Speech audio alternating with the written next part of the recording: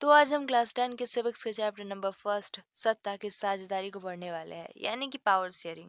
ठीक है, ये चैप्टर इंपॉर्टेंट है क्योंकि इसमें हम जानेंगे कि आखिरकार सत्ता की साझेदारी होती क्या है और ज़रूरी क्यों है। ठीक है, तो इंट्रोडक्शन को पढ़ते हैं बिना देरी के। सबसे पहले इंट्रोडक्शन में ये बताया गया है कि जो बुक में भी दिया गया है, ठीक। तो इस चैप्टर में हम ये जानेंगे कि जो लोकतांत्रिक व्यवस्था है, यानी कि एग्जाम्पल ले सकते हैं भारत, क्योंकि भारत में भी लोकतांत्रिक व्यवस्था को ही अपनाया गया है। ठीक है, लोकतांत्रिक व्यवस्था है वहां पर जो पावर होती है वो किसी एक के हाथ में नहीं होती है, यानी कि इसका क्या होता है, बंटवारा होता है, कई भागों में बांटा जाता है। ठीक है, इसी चैप्टर में यानी कि इस चैप्टर के इस टॉपिक में हम ये जानेंगे कि आखिरकार जो पावर है वो कितने भागों में बांटी जाती है या फिर पावर को बांटना क्यों जरूरी है। ठीक है, तो चलिए कंटिन्यू करते हैं और आगे बढ़ते हैं। तो लोकतांत्रिक व्यवस्था में अगर हम बात करें, जो पावर है जिसे शक्ति या सत्ता हम कह सकते हैं, इसे मुख्यतः तीन भागों में बांटा जाता है। यहाँ पर दिया गया है विधायिका, कार्यपालिका और न्यायपालिका। तो विधायिका का अगर हम काम करें, सॉरी, विधायिका की अगर हम बात करें तो इसका जो काम है या फिर विधायिका का जो काम है वो है कानून बनाने का। ठीक है, ऐसे बहुत सारे काम है, पर अगर हम समझने के लिए जाने तो कार्यपालिका का काम होता है जो कानून विधायिका द्वारा बनाया गया है उसे पारित करना यानी लागू करना। और न्यायपालिका उसे ना मानने वाले को, यानी कि जो कानून नहीं मानता है उसे दंड देने का काम होता है न्यायपालिका, यानी कि स्टेप बाय स्टेप इनका काम है। ठीक है, अब हम नेक्स्ट टॉपिक पे जाते हैं। यहाँ पर बताया गया है जो इनके बीच पूरी समझ के साथ, यानी कि केवल ये नहीं कि लो इसका काम ये है इसका काम ये है, नहीं, पूरी समझ के साथ विकेंद्रित किया जाता है पावर को। अब विकेंद्रित का मतलब होता है बंटवारा। ठीक है, यहाँ पर कंफ्यूज नहीं होना है, ये हिंदी बहुत हार्ड वर्ड है, पर कोई बात नहीं, इसका मतलब होता है बंटवारा या फिर डिवाइड किया जाता है। ठीक है, विकेंद्रित करना यानी डिवाइड करना, ये तीन भागों में। तो अब हम आगे बढ़ते हैं और जानते हैं कि आगे का टॉपिक क्या है। तो इस चैप्टर में हम सबसे पहली और इम्पोर्टेंट बात अगर करें तो आज हम दो देशों के बारे में जानेंगे, यानी कि एग्जाम्पल लेंगे जो कि बुक में दिया गया है कि बेल्जियम और श्रीलंका, ये दो देश हैं जिनके बारे में हम जानेंगे और समझेंगे। यानी कि सत्ता की साझेदारी को समझने के लिए इन दोनों को हम क्या बनाएंगे, मीडियम बनाएंगे। तो चलिए, इस चैप्टर में हम बेल्जियम और श्रीलंका के कुछ घटनाओं को समझने में की कोशिश करेंगे और विभिन्न लोकतांत्रिक शासन सत्ता के बंटवारे की मांग से किस तरह निपटती है ये भी जानेंगे। ठीक है, तो चलिए बेल्जियम और श्रीलंका के बारे में जानते हैं और समझते हैं कि आखिरकार सत्ता का बंटवारा इम्पोर्टेंट क्यों है। तो आज हम इस टॉपिक के बारे में बात करेंगे या फिर इस टॉपिक को कवर करेंगे, बाकी का टॉपिक हम नेक्स्ट वीडियो में करेंगे। ठीक है, तो बेल्जियम और अगर हम बेल्जियम और श्रीलंका की बात करें तो सबसे पहले हम बेल्जियम की बात करते हैं। तो बेल्जियम यूरोप का एक छोटा सा देश है। ठीक है, छोटा सा है कि यूरोप है। ठीक है, अब मानने की बात है, और ये छोटा सा हिस्सा जो है वो है बेल्जियम, जिसे हम बी से इंडिकेट करते हैं। अब अगर इसका क्षेत्रफल बात की जाए क्षेत्रफल की, तो ये हरियाणा से भी छोटा है। अब अगर हरियाणा की बात करें तो हरियाणा हमारे भारत में, ठीक है, एक राज्य है। अब उस राज्य से भी छोटा है, सोचो कितना छोटा होगा। अब हम इसकी सीमाओं की भी बात करेंगे, यानी कि इसके पड़ोसी देश कौन कौन से हैं, यानी इस देश की सीमाएं किन किन देशों से लगती है। जैसे कि हमारी सीमा यानी कि इंडिया की सीमा किन किन देशों से लगती है, एक हो गया पाकिस्तान हो गया, बाकी आपको बताना है, हमको तो पता है। तो चलिए नेक्स्ट टॉपिक यहाँ पर है सीमाओं की। तो सीमाओं की बात करें तो बेल्जियम की जो सीमाएं हैं वो मुख्यतः तीन देशों से लगती है। एक है नीदरलैंड, यूक्रेन और जर्मनी। इनके बारे में सबको पता है। ठीक है, एक नीदरलैंड, यूक्रेन और जर्मनी। अब अगर हम बात करें कि पॉपुलेशन की बात करें तो ये 1 करोड़ से थोड़ी अधिक है, हरियाणा के करीब आधी। ठीक है, इससे हम अनुमान लगा सकते हैं कि हरियाणा की आबादी कितनी होगी। तो बेल्जियम की जातीय बनावट, यानी कि जो जातीय बनावट है वो बहुत ही ज़्यादा जटिल है। जटिल यानी समझने में जो कठिन हो। ठीक है, तो बेल्जियम की कुल आबादी 100%, अगर हम बात करें कि बेल्जियम की कुल आबादी का अगर 59% ले तो वो फ्लेमिश में रहता है। मान लो ये 100% है, उसमें 59% जो है, ठीक है, 59% जो है वो कहाँ रहता है, फ्लेमिश में रहता है और डच भाषा बोलता है। उनका लैंग्वेज क्या है, डच है। एंड 40% वेलोनिया में रहता है। मान लो वेलोनिया, ये वाला भाग, ठीक है, ये वाला। अब यहाँ पर 40% जनसंख्या रहती है और यहाँ 59, और बाकी जो बचा वहाँ पर रहते हैं जर्मन भाषी, यानी कि जो जर्मन लैंग्वेज का यूज़ करते हैं। अब यहाँ पर 1% केवल है, ठीक है।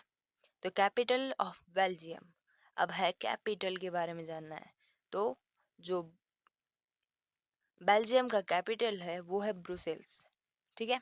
तो उसकी आबादी का 80% फ्रेंच भाषा बोलता है और बाकी जो है वो 20% डच भाषा बोलता है, ठीक उसका उल्टा, ठीक है। ठीक बेल्जियम का उल्टा है यहाँ पर लैंग्वेज की बात करें तो। अब यहाँ पर देखो बेल्जियम की समुदाय और क्षेत्र, तो यहाँ पर बताया गया है जो ऑरेंज है, जो ऑरेंज कलर है वो इंडिकेट करता है ब्रुसेल्स को, जो कैपिटल है, ठीक है। कैपिटल यहाँ पर सी से इंडिकेट करता है। अब यहाँ पर नेक्स्ट है वेलोनिया, ठीक है, जहाँ पर फ्रेंच भाषी लोग रहते थे, वेलोनिया। अब ये यहाँ पर इंडिकेट हो रहा है रेड कलर से, ठीक।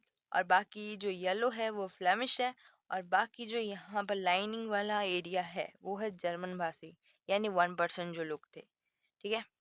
इम्पॉर्टेंट पॉइंट है यहाँ पर कि अल्पसंख्यक जो फ्रेंच भाषी थे, अल्पसंख्यक फ्रेंच भाषी की बात करें तो अगर हम बेल्जियम की बात करें तो वहाँ पर 40% थी उनकी संख्या, माना प्रतिशत में। अल्पसंख्यक फ्रेंच भाषी जिनकी अगर संख्या बात करें या जनसंख्या में प्रतिशत, तो वो 40% थी, ठीक है। और भाषी जो लोग थे वो तुलनात्मक रूप से अधिक ताकतवर और समृद्ध थे डच भाषी बहुसंख्यकों से, अगर हम तुलना करें। तो प्रभाव क्या है, इसका इफेक्ट क्या पड़ा।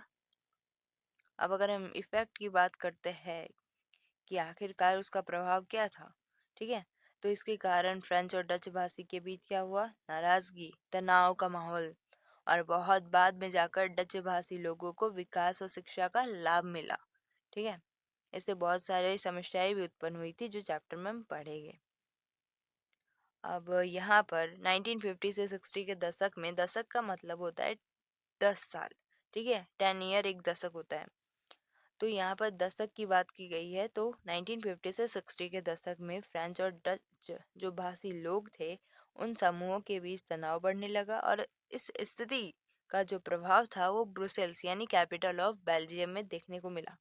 और डच भाषी जो लोग हैं संख्या में अधिक थे, यानी कि उनकी जनसंख्या फ्रेंच भाषी यानी 40% से ज़्यादा थी, 59% थी।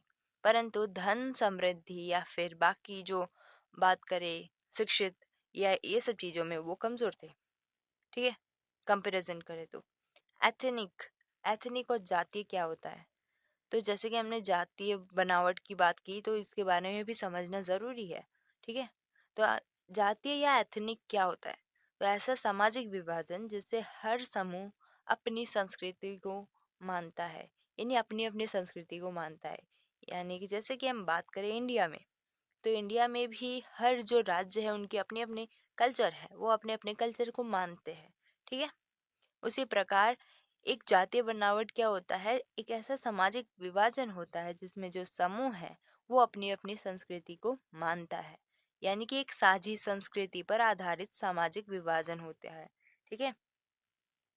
जिसमें किसी भी जातीय समूह के सभी सदस्य ये मानते हैं कि जो उनकी उत्पत्ति हुई है वो समान पूर्वज से हुई है और जो शारीरिक बनावट और संस्कृति है वो एक समान है, जो बुक में भी दिया गया है। इम्पॉर्टेंट बात यहाँ पर यह है कि ज़रूरी नहीं कि ऐसे समूह एक ही देश की हो या फिर एक ही धर्म के हो, ठीक है। वो अलग अलग देश के भी हो सकते हैं और अलग अलग धर्म के भी हो सकते हैं।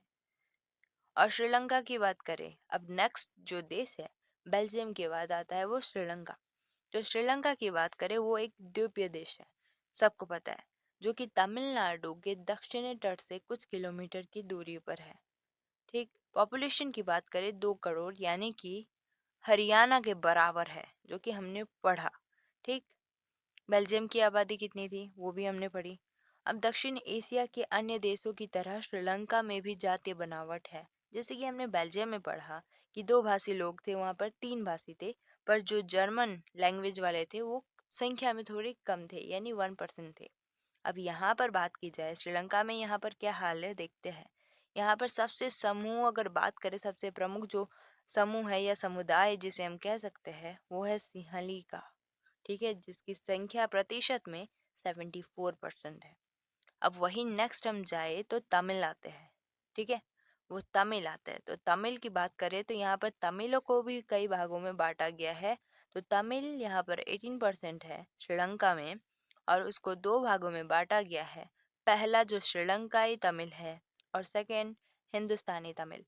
अब श्रीलंकाई तमिल 13% है और बाकी जो 5% है वो हिंदुस्तानी तमिल है। अब हिंदुस्तानी तमिल है क्या? तो श्रीलंकाई तमिल को पहले हम जान लेते हैं, जो वहाँ के मूल है, यानी कि जिनका जन्म और जिनके पूर्वज श्रीलंका के ही है। ठीक है, वो अपने को वहीं के मानते हैं। पर हिंदुस्तानी जो तमिल है वो हिंदुस्तान से ले जाया गया था। जैसे कि दास प्रथा के बारे में आपने पढ़ा होगा।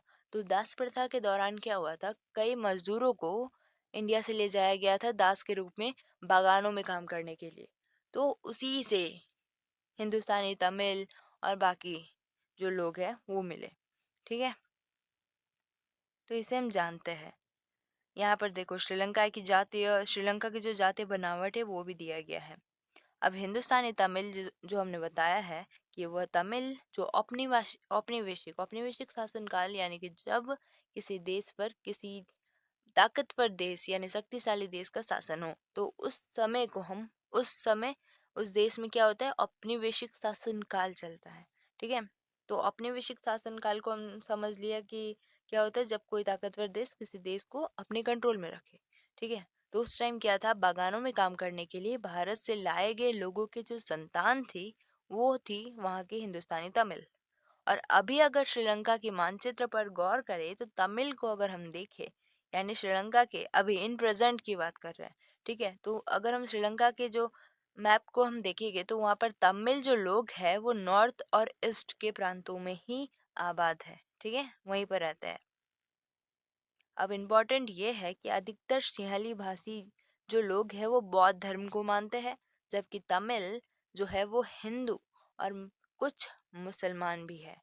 ठीक है, अब यहाँ पर श्रीलंका की आबादी में ईसाई का जो हिस्सा था, ठीक है, ईसाई की हिस्सा की बात करें तो वो 7% था श्रीलंका की आबादी में, और वे सिंहली और तमिल दोनों भाषा को मानते थे। अब बेल्जियम की बात, फिर से हम बेल्जियम को लाते हैं और ये समझते हैं कि डच भाषी लोगों की बड़ी आबादी यानी बहुसंख्यक के बल पर क्या हो रहा था उस टाइम, जो फ्रेंच और जर्मन भाषी जो कम संख्या वाले लोग थे, उन्हें क्या था, बहुसंख्यक दल का प्रभाव सहना पड़ रहा था, जिसके बारे में हम नेक्स्ट वीडियो में जानेंगे। ठीक है, अब यहाँ पर शासनकाल था, यानी वो क्या करते थे, अपनी इच्छा अपने कानून को उन पर थोप देते थे, मानने को मजबूर करते थे। ठीक है, उसके बारे में नेक्स्ट वीडियो में जानेंगे। तो तब तक के लिए इतना ही। कोई डाउट हो तो प्लीज़ कमेंट करना।